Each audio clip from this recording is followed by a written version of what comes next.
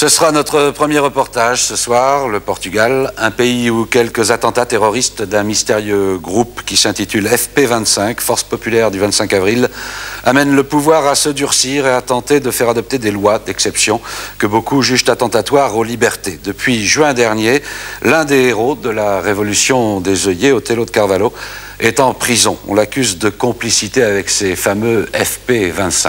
Résistance vous propose ce soir un document exceptionnel et je ne vous dirai pas par quel canal il nous est parvenu. Parmi d'autres témoignages de quelques acteurs de l'histoire portugaise récente, l'homme que vous allez entendre qui s'exprime dans ce film, eh bien c'est Otelo lui-même, filmé et enregistré dans la cellule de sa prison, le Portugal. Grândola Vila Morena, terra da fraternidade. Otelo de Carvalho est donc aujourd'hui en prison à Lisbonne. Il a été arrêté le 19 juin 1984 et doit répondre à une accusation de complicité avec le groupe terroriste FP25. L'homme qui a réussi à libérer le Portugal de la dictature en 1974 sans qu'aucune goutte de sang ne soit versée, accusé de terrorisme. Beaucoup au Portugal n'y croient pas. Et lui, de sa prison, s'en défend.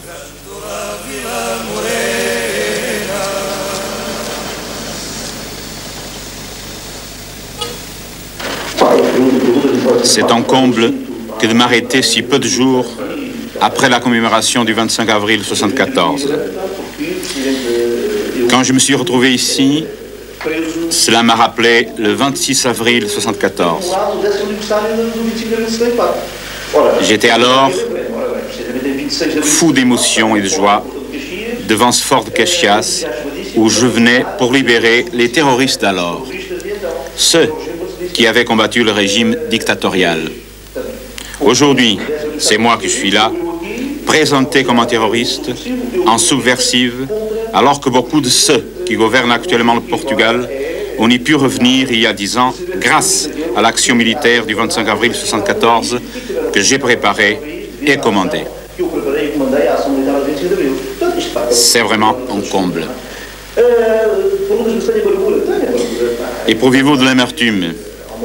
J'éprouve beaucoup d'amertume, car le 25 avril 1974, les jeunes officiers de MFIA se donnaient pour but d'améliorer le niveau de vie des classes les plus défavorisées, de résoudre le plus vite possible leurs graves problèmes de logement, de santé, d'éducation.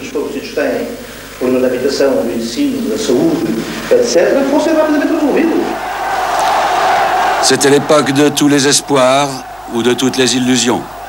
L'époque où le monde entier avait les yeux fixés sur Lisbonne et sur ces militaires peu ordinaires qui prêchaient la révolution et la démocratie. Aux côtés d'Otelo, il s'appelait Lourenço, Correia ou Melo Antunes. Ils ne croient pas aux accusations portées contre leurs camarades de combat. Je pense qu'Otelo est un excellent camarade, avec un esprit humaniste qui s'est développé et l'a amené à participer au 25 avril 1974. Son but était de créer une société plus juste au Portugal. Il croyait à une société plus égalitaire où la justice sociale serait meilleure, à une société non fasciste, non colonialiste.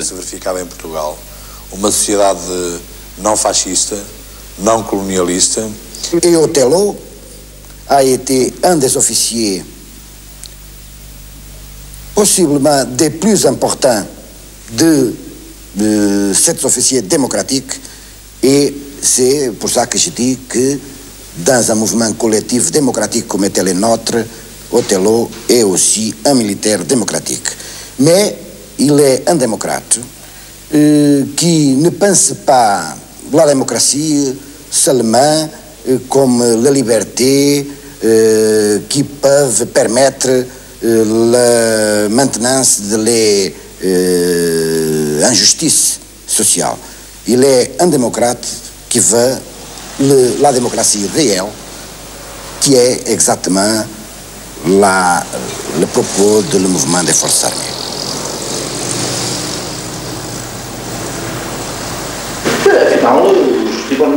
Aujourd'hui, 10 ans après, tous les spécialistes sont d'accord pour dire que la situation matérielle de la grande majorité des Portugais est encore plus précaire qu'avant.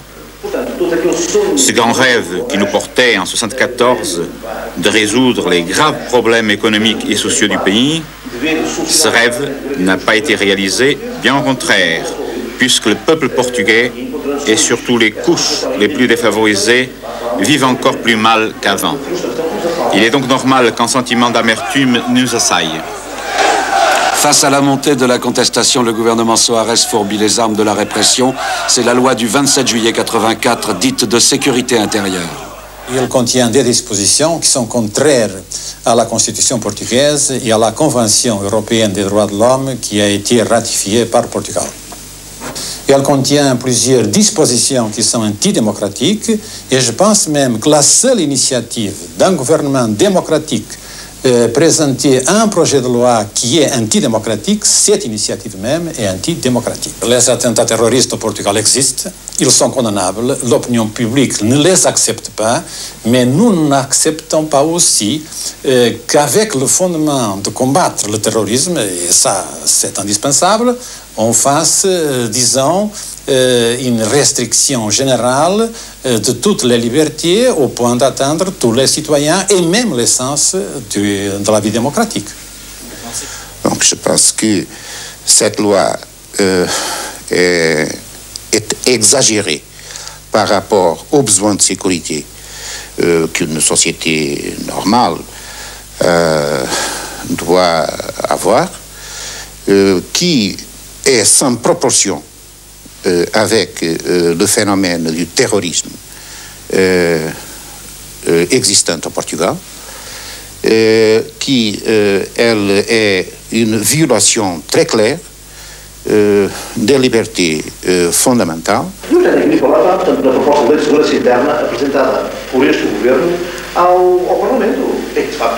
Quand on commence à pratiquer sans autorisation judiciaire les écoutes téléphoniques, les fouilles à domicile, quand on commence à violer le courrier, il s'agit là de formes d'intimidation de la part de l'État qui est en train de devenir un État terroriste. Ce n'est pas le chef d'entreprise, le grand capitaliste qui subit l'intimidation, mais le simple citoyen. Cela, c'est pour moi du terrorisme d'État.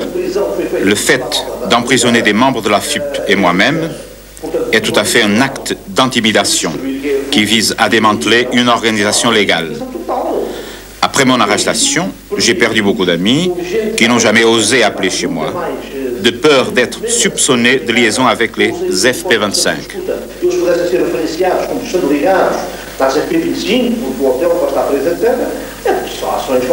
Ce sont là des actes d'intimidation. Cela, c'est du terrorisme. Je suis là, dit-on officiellement, parce que je serai le fondateur, le promoteur et le dirigeant d'une organisation terroriste, les FP25. Ceci est totalement faux. Ces accusations sont le produit d'une dénonciation faite par un repenti qui s'est laissé suborner par la police et qui a collaboré avec elle. C'est en raison de cette dénonciation, parfaitement calomnieuse, que le controversé juge d'instruction Almeida Cruz m'a envoyé à Caxias, où je suis depuis beaucoup de temps.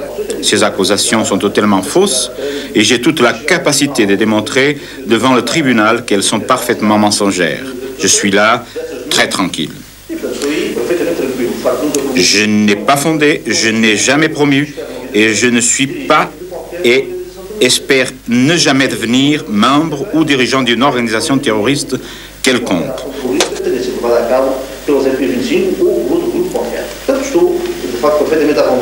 Tout mène à croire que la prison d'Othello a été faite sans preuve suffisante d'une liaison organique, institutionnalisée entre l'action politique d'Othello et l'action des FP25, et qu'il y a eu une tentative de recueillir des preuves pendant tous les mois de prison que Otelo a souffert jusqu'à aujourd'hui. La question est de savoir pourquoi, dans le contexte politique portugais actuel, on en arrive à nous soupçonner de terrorisme et à nous emprisonner, moi et la direction d'une organisation politique légale. La réponse à cette question est une affaire compliquée qui demanderait beaucoup de temps. Il faudrait par exemple se demander quelles sont les forces politiques qui ont enterré à nous voir en prison un an avant les élections. Un an avant les élections. Ils sont nombreux dans le petit peuple portugais à réclamer, comme ces femmes, la liberté pour tous et d'abord, disent-elles, pour lui, pour Otelo, qui n'a fait de mal à personne.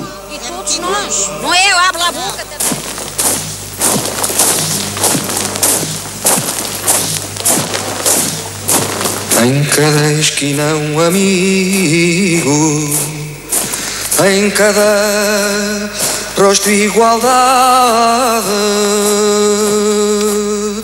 Otelo de Carvalho, donc dans l'attente d'un jugement, d'un procès qui devrait avoir lieu le mois prochain. Et puis au-delà de sa personne, au-delà de ce symbole qu'il représente, pas mal d'inquiétudes au Portugal sur le durcissement du régime et sur l'autoritarisme du Premier ministre Mário Soares.